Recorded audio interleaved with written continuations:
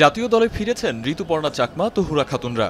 বাকি নয় বিদ্রোহী নারী ফুটবলারদের ভবিষ্যৎ দোদুল্যমান। হেড কোচ পিটার বাটলারের ইঙ্গিত বা ভাষ্য সাবিনাদের জন্য সংশয় জাগানিয়া। ইগো নয়, পারফরমেন্স, ফিটনেস আর শৃঙ্খলাজনিত কারণেই তারা বাদ পড়েছেন। যদিও ভুটানে খেলার মধ্যেই আছেন এই 5 footballer.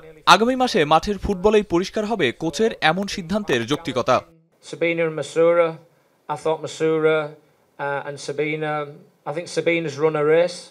If I'm being honest with you, being completely practical, I think her time's come to an end.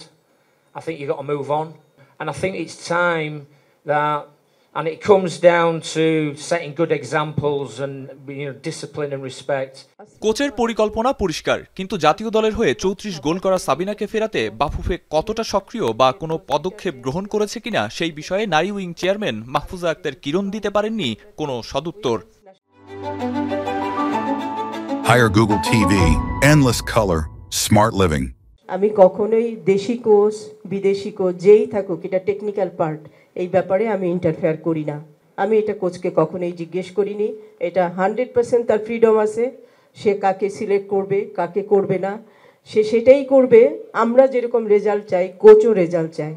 অবশ্য বর্তমান ফুটবল স্কোয়াড নিয়েই সামনের দিকে এগিয়ে যেতে চান নারী ফুটবল দলের বর্তমান অধিনায়ক আফরিদা খন্দকার। সাবিনাকে মিস করলেও জর্ডান ইন্দোনেশিয়ার বিপক্ষে ভালো করাই একমাত্র লক্ষ্য তার। সাবিনা আপু হচ্ছে বাংলাদেশের লিজেন্ড প্লেয়ার, তো কোচের সিদ্ধান্ত, কোচ কিভাবে টিম সাজাবে। আর আমাদের টিমে অবশ্যই আছে আগের থেকে মোটামুটি এই টিমটা এখন ব্যালেন্স আছে, বিশেষ করে আরব আমিরাতের সাথে যে টিমটা আমরা খেলেছিলাম, তো ইনশাল্লাহ ভালো কিছু হবে। সোমবার সকালে 3 জাতি সিরিজ খেলতে জর্ডানের উদ্দেশ্যে দেশ ছাড়বে জাতীয় নারী ফুটবল দল। সেখানে আগামী 31 মে ও 3 জুন ইন্দোনেশিয়া ও জর্ডানের বিপক্ষে দুটি প্রীতি ম্যাচ খেলবে আফ্রিদারা। আরিফুল ইসলাম সাহাব, এখন, ঢাকা।